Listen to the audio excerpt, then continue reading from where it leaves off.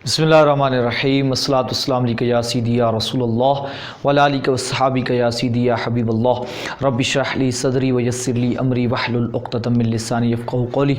अज़ीज़ तलबा कराम, जामिया निज़ाम मुस्तफ़ा सल्लल्लाहु अलैहि वसल्लम की ऑनलाइन क्लासेस से एक बार फिर हाज़िर हैं। हम नाहमीर पढ़ रहे थे और नाहमीर के अंदर हम कलमे की जो 3 किस्में हैं, इसम, फ़ेल, हर्फ, उनमें से हम उनकी इलामतें पढ़ रहे थे। तो हमने इसम की इलामात पढ़ी थी कि इसम को हम कोई कलमा इसम होगा तो एक तो तारीफ़ है उसकी और कुछ निशानियां थी जो हमने पढ़ी जिनके ज़रिए हम उसको पहचान सकते हैं। अब हम एक चीज़ जो है इसम की इलामात में से एक इस इलामत रह गई थी, वो है तस्गीर। वो मैं आज इस लेक्चर में दोहरा देता हूँ। तस्गीर मतलब क्या होता है, जो मैं आसान लफ्ज़ों में कहूँ, इसकी तफसीली बात तो इंशाल्लाह एक अलहदा पूरे लेक्चर में आएगी। एक पूरी तफसीली इस पे हम इंशाल्लाह लेक्चर डाला जाएगा जिससे आपको तस्गीर को समझने में आसानी होगी कि तस्गीर होती क्या है। लेकिन यहाँ हम थोड़ी सी इसकी पहचान समझेंगे कि छोटापन, यानी जब किसी चीज़ के अंदर थोड़ापन हम पैदा करते हैं, छोटापन पैदा करते हैं। अगर उर्दू में इसको समझना चाहें तो उर्दू ज़बान के अंदर जिस तरह हम कहते हैं टोकरा, तो यानी जो बड़ा टोकरा होता है, पिंजरा होता है, उसको हम टोकरा कहते हैं, जो लकड़ी का बना होता है। या और टोकरी बास्केट यानी छोटी जो है, हम टोकरी जो हम उसको अंदर छोटापन आ जाता है, छोटी सी टोकरी होती है। तो इस तरह हम कहते हैं डिब्बी, इस तरह हम कहते हैं देगची। तो देगचा होता है बड़ा, यानी जो देग होती है, बड़ी देग होती है, हम उसको देगचा कहते हैं। तो और देगची जो छोटी सी हम घर के अंदर सालन बनाने के लिए यूज़ करते हैं, इस्तेमाल करते हैं। तो यानी ये उर्दू में अगर आप देखें तो इसी तरीके से अरबी के अंदर भी जो इसम होता है वो बाज़ औक़ात होता है मुकब्बर का माना होता है इसमें बड़ापन होता है, और बाज़ औक़ात होती है मुसग़्ग़र, यानी उसमें तस्ग़ीर, छोटापन होता है। और अगर आप इसको ज़्यादा डिटेल से तो हम इंशाल्लाह अलहदा लेक्चर में समझेंगे, लेकिन इसके ऊपर मैंने सर्फ़ बुतराल में जो हमारा पहला कानून, जो कानूनचे के अंदर, कानूनचा खिवाली के अंदर या जो है इल्म सीगा के अंदर और सर्फ़ बुतराल के अंदर जो हमने पहला कानून पढ़ा है और उसके अंदर हमने तस्ग़ीर बनाने का तरीका पढ़ा है। तो जो मसलन हमने पढ़ा था तो ये जुनैदुन उसकी मिसाल है, फ़ुआइलुन जुनैदुन, जुनदुन मुकब्बर है, उसकी तस्ग़ीर जुनैदुन है। बनाने का तरीका मैंने बताया तो उस हिसाब से अगर आप देखें तो मैंने ये मिसालें लिख दी हैं। मुसैबीहुन, फ़ुआइलुन छोटा चराग, छोटा बल्ब, जिसको आप ज़ीरो वाला बल्ब भी कहते हैं, यानी जो 0 वाट का होता है, जो हम रात को ज़्यादातर सोने के वक्त यूज़ करते हैं। तो मुसैबीहुन छोटा बल्ब, छोटी लाइट, छोटा लालटेन, तो जो भी है। तो अब यहाँ देखें इनके अंदर छोटापन पैदा हो गया, तो ये निशानी भी है। एक तो तनवीन आई पड़ी है, ये भी इलामत है। दूसरा ये तस्ग़ीर है, तो तस्ग़ीर भी इलामत होती है इसम की। तो उम्मीद है अगर आपको उसकी ज़्यादा तफसीली तौर पे बनाने का तरीका समझना हो तो आप सर्फ़ बुतराल का जो यहाँ पे लेक्चर मौजूद है उसको समाअत कर लें, जो वीडियो में भी मौजूद है और ऑडियो में भी मौजूद है, और ग्रुप्स के अंदर इस पर पहले से हमारी क्लासेस हो चुकी हैं। तो जो यूट्यूब से पढ़ रहे हैं उनको वो भी इस लेक्चर को सर्फ़ बुतराल से जाके देख सकते हैं। अब हम दूसरी चीज़ की तरफ बढ़ते हैं जो कि हमारी इसके बाद जो है फ़ेल है। यानी हम फ़ेल को कैसे समझेंगे कि ये कलमा फ़ेल है, यानी अलामात उसकी क्या है। एक तो हमने तारीफ़ पढ़ी थी, यानी फ़ेल की जो अलामात हैं वो हम पढ़ने जा रहे हैं। और हमने पहले एक तो तारीफ़ पढ़ी थी। तारीफ़ क्या थी कि वो कलमा यानी सिंगल वर्ड, अकेला लफ्ज़, यानी वो कलमा जो अपना माना बजाते खुद दे, यानी अपना माना देने में किसी दूसरे का मोहताज ना हो, वो अपना माना किसी दूसरे कलमे से मिले बगैर देता है उसको। और उसके अंदर 3 ज़मानों में से कोई एक ज़माना मौजूद होता है एक वक़्त में, यानी माजी, हाल, मुस्तकबिल, कोई ज़माना मौजूद होता है, उसको हम फ़ेल कहते हैं। मज़ीद तफसील इसकी सर्फ़ भाई के लेक्चर्स में गुजर चुकी है, आप वहाँ जाके समाअत कर सकते हैं। अब हम इसकी निशानियां पढ़ेंगे कि किसी कलमे को पहचानने के लिए हम कैसे। तो पहली निशानी ये है कि अगर किसी कलमे के शुरू में कद लगा हो तो ये निशानी है कि ये क्या है, इस समय ये फ़ेल है। ये क्या है, कलमे में से कौन सी किस्म है, फ़ेल है। तो कद जाअकुम मिनल्लाहि नूरुम व किताबुम मुबीन, तो कद जाअकुम, तो अब जा से पहले कद आ गया है, तो ये इस बात की निशानी है कि जा क्या है, फ़ेल है।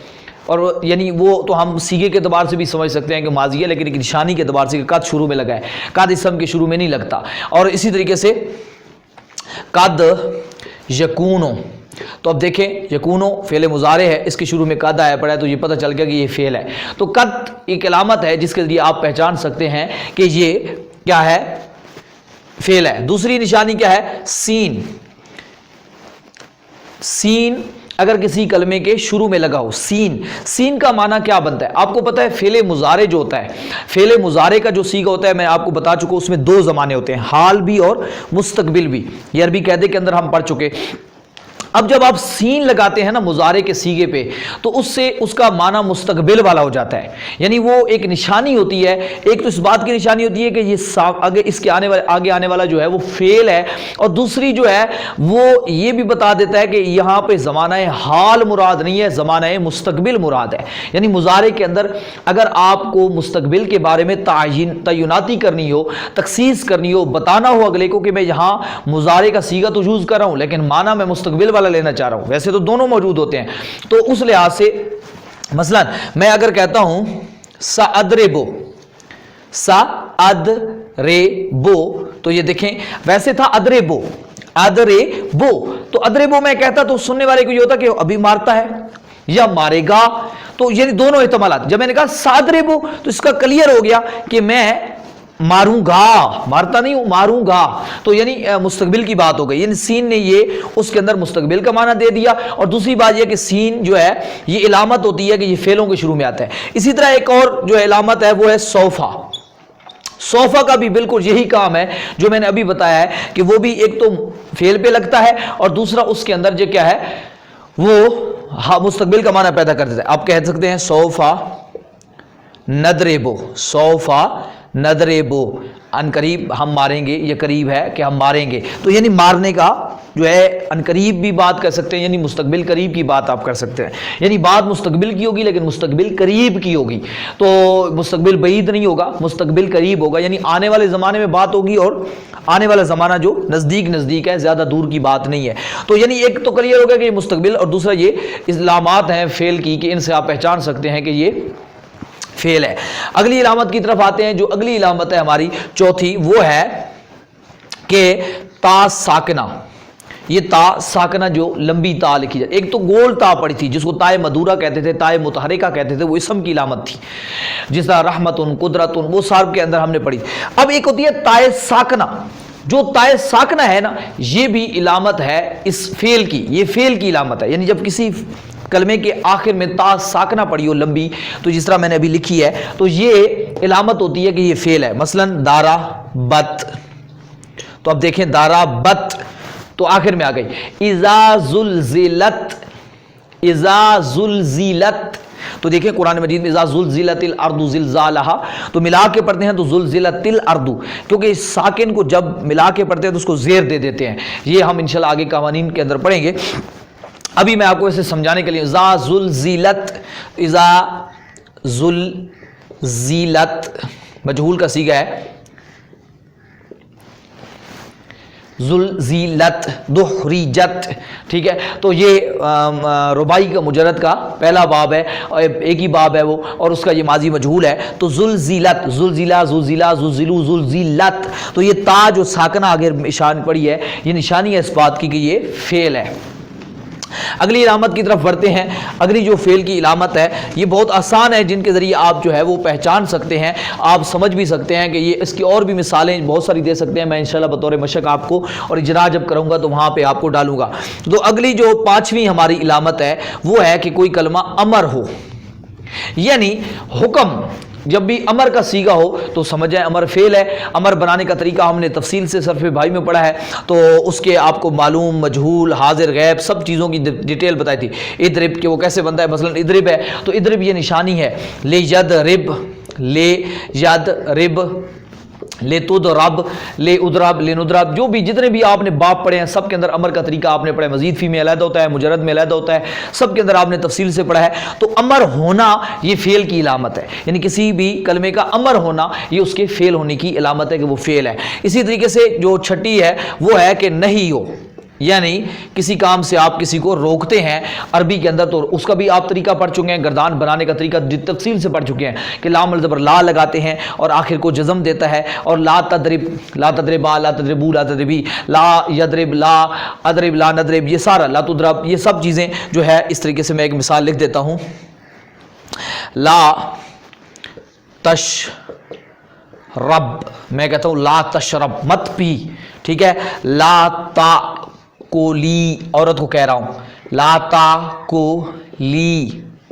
نہ کھا تو ایک عورت، تو یہ اس بات کی علامت ہو گیا، کیونکہ یہ نہیں ہے تو نہیں ہونا اس بات کی نشانی ہے کہ یہ فعل ہے، اس طرح امر ہونا فعل کی نشانی ہے تو نہیں ہونا بھی فعل کی نشانی ہے کہ یہ کیا ہے، ہمارے نزدیک کیا ہے، فعل ہے۔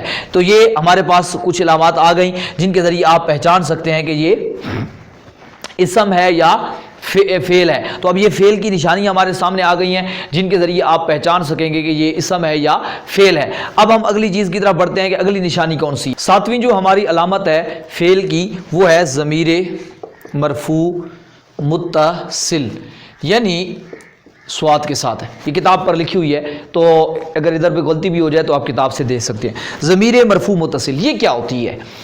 یہ اس کی تفصیلی جو بحث ہے انشاءاللہ آپ کہیں گے کہ کچھ چیزیں ایسی ہیں جو آپ ہر سبق میں کہتے ہیں تفصیلی بحث، کیونکہ جن چیزوں کی بحث آگے آنے والی ہے اور باقاعدہ علیحدہ ایک اس پہ سبق موجود ہے، تو میں اگر یہاں اس پہ بحث کروں گا تو وقت جو ہے وہ ہمارا ضائع ہوگا، تو اس وجہ سے ہم وقت کو بچاتے ہیں اور ہم جو چیز ابھی پڑھ رہے ہیں اسی پہ ہم کوشش کرنا چاہتے ہیں کہ فوکس کریں۔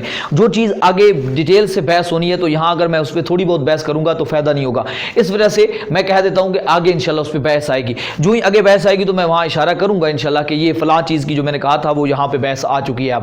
تو اب یہاں پہ دیکھیں ضمیر مرفوع متصل، یہ اس کو میں شارٹ لفظوں میں سمجھاؤں تو وہ یہ ہے کہ جو آپ دیکھتے ہیں نا تا، تما، تم، تی، تما، تننا، تو اور نا، یہ آپ جب پڑھتے ہیں نا گردان درب، دربا، دربا، دربو، دربت، دربتا، دربتا، دربتما، دربتم، دربتی، دربتما، تو ان کے آخر میں آ رہا ہے تا، تما، تم، تی، تما، تننا، تو یہی ضمیر مرفوع متصل ہے۔ ابھی شارٹ لفظوں میں یہی سمجھ لیں، آگے جو ہے تفصیل تو آگے آئے گی، میں ابھی اتنا سمجھا دیتا ہوں کہ یہ ہے۔ تو جب یہ کسی فعل کسی بھی کلمے کے آخر میں ضمیر مرفوع متصل لگی ہو تو سمجھ جاؤ کہ یہ کیا ہے، فعل ہے۔ مثلا میں نے کہا دربتا تو آپ کو فوراً سمجھ آنی چاہیے کہ یہ تا لگی ہوئی ہے۔ اس طرح میں کہتا ہوں انذرتا، انذرتا، ٹھیک ہے جی، تو دیکھیں تا آ گئی شروع میں، ٹھیک ہے جی۔ میں کہتا ہوں اکلتما، اکلتنا، قرأتو، میں نے پڑھا، درس، تعلمت، میں نے سیکھا۔ تو اب دیکھیں اس طریقے سے تو آ گیا، تا آ گیا، یہ ضمیر مرفوع متصل ہے، یہ اگر کسی کلمے کے آخر میں لگی ہو تو یہ نشانی ہوتی ہے کہ یہ فعل ہے۔ یہ ہو گئی ہماری ساتویں علامت۔ آٹھویں ہماری علامت ہے نواسب اور جوازم، یہ دو لفظ ہیں، ذہن کے اندر رکھ لیں۔ اگر آپ کو یہ بات سمجھنی ہو نواسب اور جوازم تو اس کے اوپر تفصیلی جو ہے انشاءاللہ آگے سبق ایک تو آنا بھی ہے اس کے اندر، نحمیر کے اندر بھی، اور ایک ہم نے چوتھا جو قانون پڑھا ہے اس قانون کے اندر بھی، جو صرف بطرال کے اندر، قانونچہ کے اندر، علم الصیغہ کے اندر جو ہمارا لیکچر چل رہا ہے اس کے اندر بھی یہ نواسب اور جوازم کا قانون آیا ہے۔ یعنی نواسب ناصب کی جمع ہے، ناصبہ کی جمع ہے، اور جوازم جازمہ کی جمع ہے۔ کیا مطلب؟ کہ وہ حروف جو جزم دیتے ہیں، فعل کسی کلمے کے آخر کو جزم دیتے ہیں، اور ناصب وہ حروف جو کسی کلمے کے آخر کو نصب زبر دیتے ہیں، اور ان میں سے ہم نے ایک پڑھا ہوا ہے، ابھی باقی سارے تو نہیں پڑھے ہوئے، کچھ ہم نے پڑھے ہوئے ہیں۔ جوازم میں ہم نے پڑھا ہوا ہے لم، کہ لم یہ جازم ہے جو جزم دیتا ہے، آپ کو پورا یاد ہوگا اچھے طریقے سے کس طرح جزم دیتا ہے، پوری میں نے گردان کر کے دکھائی تھی۔ تو لم یعنی کسی کلمے کے شروع میں آ جائے تو یہ کیونکہ جوازم میں سے ہے تو یہ اس بات کی نشانی ہے کہ یہ کیا ہے، فعل ہے۔ اس طرح آپ کو پتہ ہے لا نہیں کا جزم دیتا ہے آخر کو، تو یہ تو نہیں ویسے بھی فعل کی علامت ہے، اور لا نہیں جو ہے وہ کسی کلمے کو آخر کو جزم دینے والا لا بھی یہ علامت ہوتی ہے کہ اسی طرح امر کے آخر میں بھی جزم ہوتی ہے۔ یعنی جو بھی حروف کسی کلمے کو جزم دیتے ہیں اگر وہ کسی کے شروع میں آ جائیں تو وہ کلمے کے شروع میں ان کا آنا اس بات کی نشانی ہوتا ہے کہ اس سے آگے والا کلمہ جو ہے وہ فعل ہے، اسم نہیں ہو سکتا۔ جس طرح ان میں سے ایک لم ہے، یہ جازمہ کی میں نے بات کی۔ اسی طرح ناصبہ میں سے ہم نے ایک پڑھا ہے لن، ٹھیک ہے، اس کی پوری نفی موقت بلن ناصبہ کی گردان ہم نے پوری پڑھی ہوئی ہے۔ تو لن کیا کرتا ہے، نصب دیتا ہے، لن ید رے با کے اوپر دیکھیں نا زبر آ گئی ہے، یدربو تھا تو لن لگا تو یدربا، یعنی اور لن یعنی لفظ ہے ایسا جس کو ہم دیکھ کے پہچان سکتے ہیں کہ یہ جو آنے والا ہے اگلے اس سے آنے والا کیا ہے؟ فعل ہے، وہ اسم نہیں ہے، حرف نہیں ہے۔ مثلا آپ قرآن مجید میں دیکھیں اِلَّمْ تَفْعَلُوا وَلَن تَفْعَلُوا فَإِلَّمْ تَفْعَلُوا وَلَن تَفْعَلُوا، تو اب دیکھیں یہ دونوں اکٹھے آ رہے ہیں، لم تفعلوا، تفعلون تھا تو لم لگا، لم تفعلوا، تو لم لگنا اس کی بات کی نشانی ہے کہ یہ جو تفعلوا ہے فعل ہے۔ اسی طریقے سے ولن تفعلوا، تفعلون تھا، لن لگ گیا تو یہ بات کی نشانی ہو گیا کہ یہ لن تفعلوا ہو گیا، اور دوسرا اس بات کی نشانی ہو گیا کہ یہ جو اس سے آگے والا تفعلوا ہے وہ بھی فعل ہے، اور فعل وہ ہے۔ تو یہ پہچاننے کا طریقہ ہو گیا۔ یہ ہمارے پاس 8 جو ہے فعل کی علامتیں تھیں جن سے ہم پہچان سکتے ہیں کہ یہ کلمہ اسم ہے یا فعل ہے۔ اب جو اگلی بات ہے وہ رہ گئی حرف۔ حرف کی تعریف ہم نے پڑھی تھی کہ حرف کیا ہوتا ہے؟ جو اپنا معنی بذات خود نہیں دیتا، یعنی دوسرے کلمے کے ساتھ ملے بغیر اپنا مفہوم واضح نہیں کرتا۔ مثلا من کا معنی ہے ابتدا، ابتدا ہمیں تب سمجھ آئے گی جب ہم اس کے پیچھے کوئی جو ہے اسم لگائیں گے، کوئی فعل لگائیں گے، کوئی چیز ہم جوڑیں گے، تو پھر ابتدا کی ہمیں سمجھ آئے گی کہ کس چیز کی ابتدا، کہاں سے ابتدا، یہ سمجھ آئے گی۔ میں نے جب کہوں گا سیر تو، میں نے سیر کی، من البصراتی، بصرے سے، تو بصرہ علاقے کا نام ہے، تو تبھی آپ کو سمجھ آئے گی کہ یہ جو ابتدا ہوئی ہے سیر کی وہ بصرے سے ہوئی ہے۔ تو اس طریقے سے یعنی جو من ہے وہ اپنا مفہوم تب دیتا ہے جب کسی دوسرے کلمے کے ساتھ ملتا ہے۔ میں نے کہا فی کا معنی ہے کسی چیز کا کسی چیز میں ہونا۔ اب کوئی چیز ہوگی اور دوسری چیز ہوگی تو وہ اس میں ہوگی نا، تو اس وجہ سے میں جب کہوں گا الماء فی الکاسی، پانی گلاس میں ہے، تو اب سمجھ آئی کہ یہ فی جو ہے، فی کا مطلب اب واضح ہوا۔ تو اس طریقے سے حرف کی یہ تعریف تھی۔ حرف کی جو نشانی ہے وہ ہمارے پاس کوئی نہیں ہے، بس یہی اس کی نشانی ہے کہ جس کلمے میں اسم اور فعل کی علامات نہ ہوں تو سمجھ جاؤ وہ کیا ہے؟ حرف ہے۔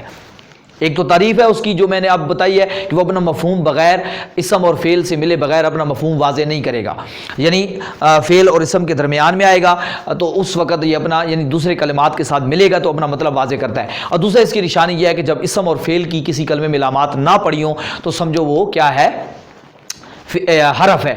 تو جس طرح کہ فی، علا، من، یہ آگے حروف اور بھی بہت سارے آئیں گے، تو یہ فی پڑے ہوئے بھی ہیں کچھ، من، ٹھیک ہے، علا، الہ، بعض عربی، یہ سارے حروف ہیں۔ تو اس لحاظ سے یہ آج کا ہمارا یہاں پہ اسم، فعل، حرف کی علامات کا بھی سبق جو ہے وہ مکمل ہو چکا ہے۔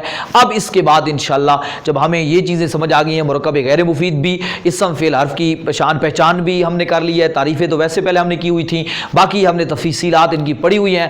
اور فعل ہے تو فعل میں ہم نے فعل ماضی، فعل مضارع، امر، نہی، موقت، بلند، ناصبہ، مجہول، معلوم، مجرد، مزید فی، یہ ساری ڈیٹیل ہم نے صرف کے اندر پڑھی ہوئی ہے، اور کچھ قوانین ہیں تو وہ ہم پڑھ رہے ہیں الحمدللہ۔ باقی چیزیں جو ہے صحیح کے تقریباً ہم نے سارے ابواب اچھے طریقے سے پڑھ لیے ہیں، یعنی جو اب تک سامع کلمہ صحیح ہوتا ہے۔ ابھی ہم نے جو صرف کے اندر پڑھنا ہے وہ تفاصیل ہم پڑھ رہے ہیں، معموز، مضاف، مثال، اجوف، ناقص، ان کے اندر جو تبدیلیاں ہوتی ہیں وہ پڑھیں گے انشاءاللہ۔ باقی وہی گردانیں وہی ہیں، وہی سب ابواب وہی ہیں، جو ہی چیزیں ہیں وہ بھی ساری کی ساری وہی ہوں گے، یعنی وہ بھی ماضی، مضارع، امر نہیں ہوں گے۔ تو وہ تو ایک علیحدہ بات ہے جو آپ اچھے طریقے سے صرف کے اندر سمجھ چکے ہیں الحمدللہ، اور جو سمجھ رہے ہیں، جہاں آپ پڑھیں گے تو روزانہ کی بنیاد پہ درس دہرائیں گے تو انشاءاللہ اور زیادہ آپ کی مضبوط ہوتے جائیں گے۔ اب انشاءاللہ ہم مرکب مفید کی طرف بڑھیں گے، اس کے بعد کہ مرکب مفید کیا ہوتا ہے، اس کی کتنی قسمیں ہیں، اس کو ہم کیسے سمجھیں گے۔ اور مرکب مفید ہی ہمارا اہم چیز ہے کہ جس سے، کیونکہ مرکب مفید یہ ہے کہ ہم اگلے کو اپنی بات سمجھا سکیں گے، اس کو کوئی پیغام پہنچا سکیں گے۔ جب عربی بولیں گے تو عربی والے کو مرکب مفید بولیں گے تو اس کو سمجھ آئے گی۔ والحمدللہ رب العالمین اجمعین برحمتک یا ارحم الراحمین۔